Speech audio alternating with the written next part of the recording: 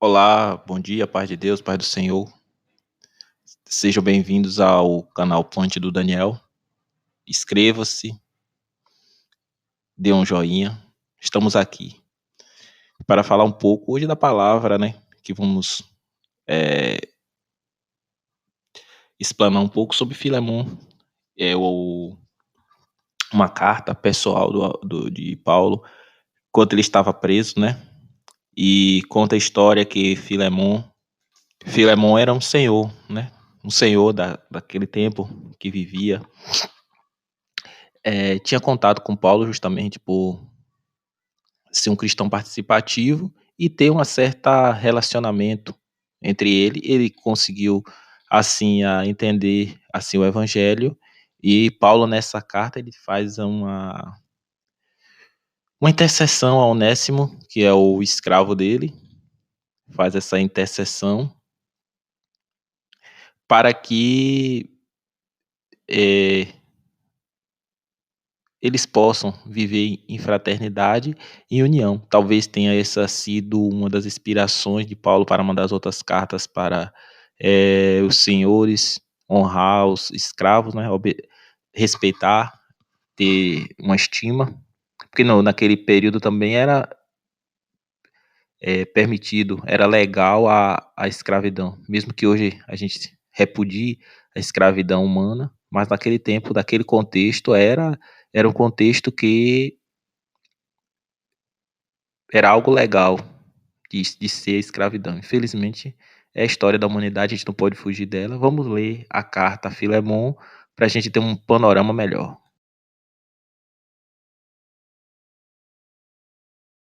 Paulo, prisioneiro de Jesus Cristo, e o irmão Timóteo, ao amado Filemon, nosso cooperador, e a nossa irmã Áfia, e a Arquipo, nosso companheiro, e a igreja que está em tua casa, graça a vós e paz, da parte de Deus, nosso Pai, e da do Senhor Jesus Cristo.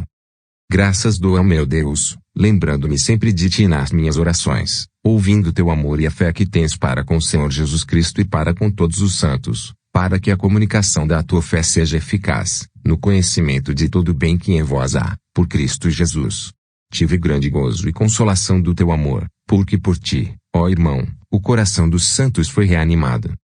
Pelo que, ainda que tenha em Cristo grande confiança para te mandar o que te convém, todavia, peço-te, antes, por amor, sendo eu tal como sou, Paulo, o velho e também agora prisioneiro de Jesus Cristo. Peço-te por meu filho Onésimo, que gerei nas minhas prisões, o qual, noutro tempo, te foi inútil, mas, agora, a ti e a mim, muito útil, eu te tornei a enviar. E tu torna a recebê-lo como é o meu coração. Eu bem o quisera conservar comigo, para que, por ti, me servisse nas prisões do Evangelho, mas nada quis fazer sem o teu parecer, para que o teu benefício não fosse como por força, mas voluntário. Porque bem pode ser que ele se tenha separado de ti por algum tempo, para que o retivesses para sempre, não já como servo, antes, mais do que servo, como irmão amado, particularmente de mim e quanto mais de ti, assim na carne como no Senhor.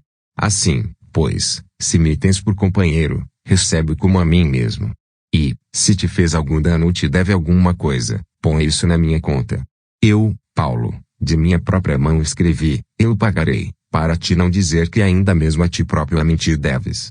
Sim, irmão, eu me regozijarei de ti no Senhor, reanimo meu coração, no Senhor. Escrevi-te confiado na tua obediência, sabendo que ainda farás mais do que digo. E juntamente prepara-me também pousada, porque espero que, pelas vossas orações, vos hei de ser concedido. Saúda-te Epáfras, meu companheiro de prisão por Cristo Jesus, Marcos, Aristarco, Demas e Lucas, meus cooperadores. A graça de nosso Senhor Jesus Cristo seja com o vosso espírito. Amém. Então, o que a gente pode inferir dessa situação aqui, desse acontecimento? Paulo ele está fazendo essa carta, escreve essa carta a Filemon como prisioneiro, mesmo ele sendo prisioneiro. Ele tem alguma regalia de escrever, por ele ter várias nacionalidades. Certamente ele tem algumas regalias de naquele tempo não poder fazer visita, mas ter a carta e enviar, porque a prisão dele era uma prisão, como vamos dizer assim, política, não era prisão tanto de cunho criminalístico, porque não existia nem naquele tempo crime, mas era uma prisão religiosa. E nesse caso, muitas vezes também aquela questão que a escrita era dada a poucos, né? E Paulo tinha essa arte de escrever por ele ter aprendido, então muitas vezes essas cartas eram enviadas até pelos visitantes que ia lá nas prisões onde ele estava, muitas vezes ele estava preso na própria casa também, e pegava essas cartas e levavam para os irmãos que estavam. Então, essa carta que ele manda a Filemon quer dizer essa pessoa, esse senhor, por certo, tinha posses e era permitido, desde quando tivesse condições, aquele livre, né, que tinha a classe das pessoas livres, e os livres eles tinham como possuir dentro das suas condições os escravos, e esse Onésimo era escravo. E Paulo, ele, por ser um homem que no passado era da lei, doutor da lei, a gente tem o conhecimento de que, mesmo no passado, com certeza, era muito maior do que hoje. Quem tinha uma certo status social era muito difícil ser detido de certa forma. Então ele passou a ser detido depois que ele professou a fé em nosso Senhor Jesus Cristo, a fé em Jesus Cristo, ele passou a ser perseguido e preso. Então ele encontrou essa pessoa, o Onésimo, né? Ele deve ter encontrado ele nas prisões, que ele fala aqui abaixo um pouco que ele conhece das prisões, e esse Onésimo teve uma grande.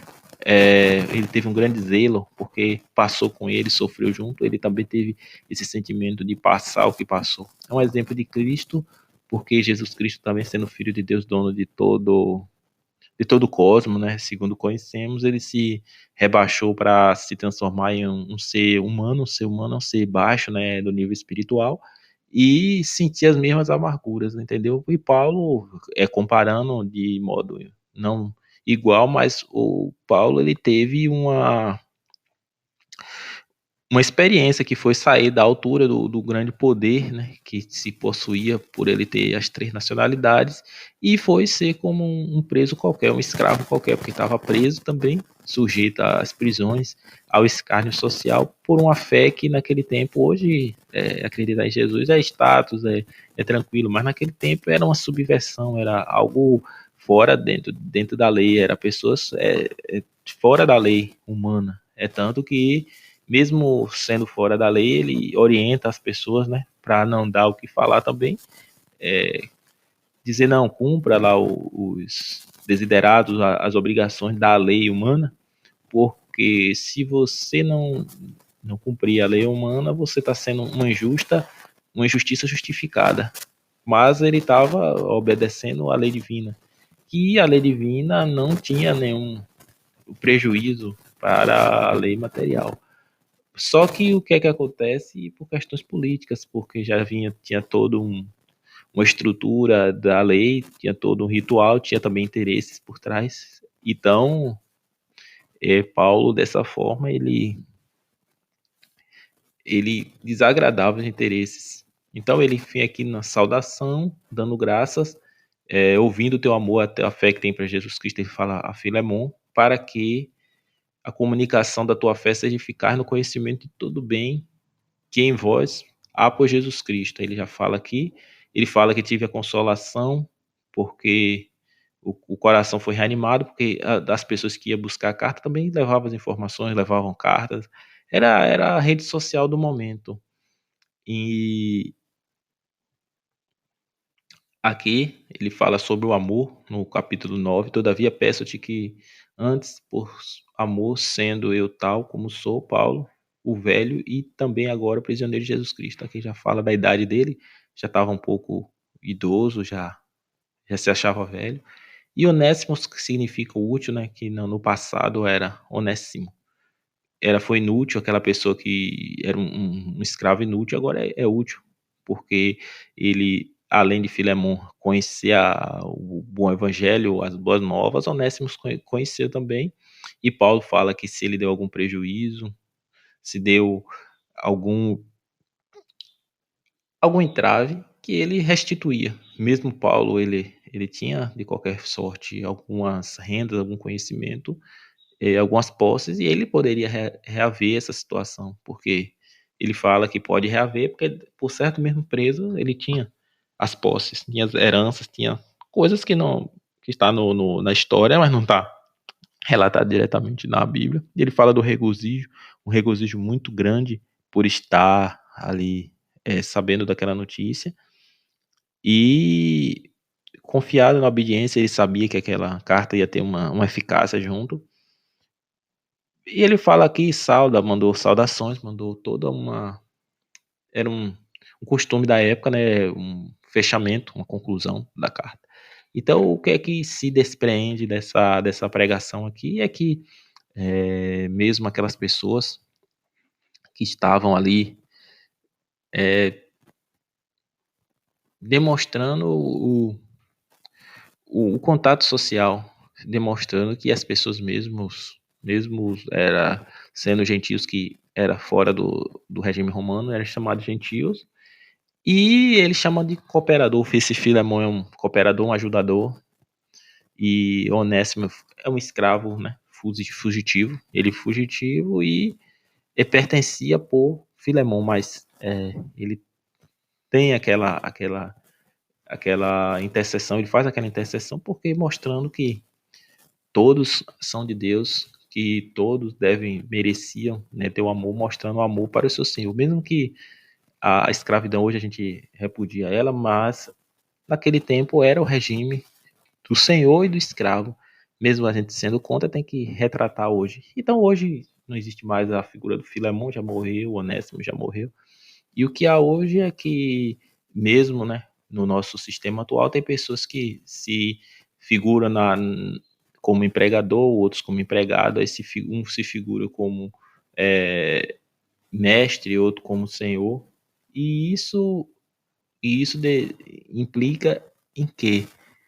Mestre, senhor e outro como súdito, como aluno. Mesmo aquele que está na posição de maior ênfase, ele deve se atentar para essa mensagem aqui que Paulo passou a Filemão. Filemão, ao aceitar Cristo, ao aceitar Jesus Cristo, ele recebeu essa incumbência de Paulo para que perdoasse, porque foram criados nas mesmas prisões. Onésimo foi também junto com ele, né? Que ele estava preso e Onésimo também deve ter sido preso por ser um escravo fujão. E agora ele deve, por certo, aí a gente deve começar a entender que Onésimo deve ter levado a carta, né? Aí é algo bem, bem controverso, porque não tem lugar nenhum escrito, mas ele significa útil, né? E foi levar aquela carta para o seu senhor, que era Filemão. E o que é que implicou nisso aí? Que ele, naquele recebimento, ele desejava conservar aquele amigo que ele fez nas prisões, mesmo que Filemão fosse um cooperador, fosse um ajudador dele ali, mas naquela relação de escravo e senhor, por ser mesmo ser de Cristo, aqueles que criam no evangelho, eles tinham o senhorio sobre aqueles escravos. Então, realmente poderia fazer algum maltratar, bater, alguma coisa. Infelizmente, é a realidade. Mesmo sendo de Cristo, mas as pessoas estão sobre aquele entendimento na época de escravo. Não estou dizendo que essa conduta é certa, que deve fazer, não. Pelo contrário, é uma conduta ruim, mas é o que foi do período. Não tem como voltar atrás e apagar essa história. Muitos tentam apagar, mas a história está aí. E aí ele, quando mostra o amor de Cristo, que mesmo preso, mesmo servo, mesmo na condição baixa, Filemão deveria abraçar, deveria ajudar. E hoje, da mesma forma, mesmo você que está ali no senhorio, está tendo poder sobre alguém, poder sobre pessoas, você deve também ouvir essa parte de Filemon, como Paulo mandou tratar o Onésimo, né? Que era o inútil. Se você conhece a Cristo e tem um Senhor, tem um subordinado, trate com a devida honradez, com a devida benevolência, porque sabendo que Deus nesse caso aí, dava o exemplo Senhor de todos, né? Que nós não somos escravos, Deus jamais quis assim escravidão, mas era a forma que o ser humano se manifestava, então Cristo, Deus, não ia falar outra linguagem. Então, dessa mesma forma, a mensagem do dia uma mensagem bem simples, é uma leitura que pode ser revista, pode ser estudada nas redes sociais, mas passa essa mensagem de relações sociais, de uma conduta de passividade, de amor ao próximo, que era uma característica de que eles tinham recebido o evangelho, recebido a graça de Jesus Cristo por isso, entendeu? E Paulo sempre fazia questão de reavivar esse sentimento de amor. Então hoje não se torna diferente, hoje não tem mais a figura do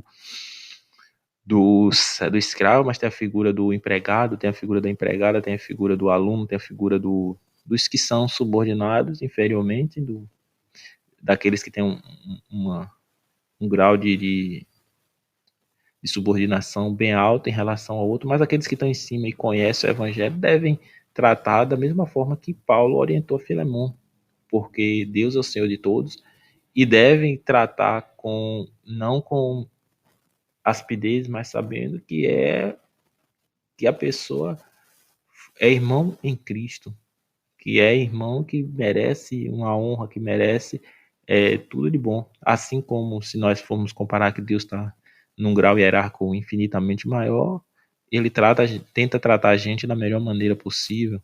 É isso que Jesus passa. E a gente também deve repetir isso, independente de estarmos onde quer que seja. Essa foi a mensagem do dia. Tenha todos um ótimo dia.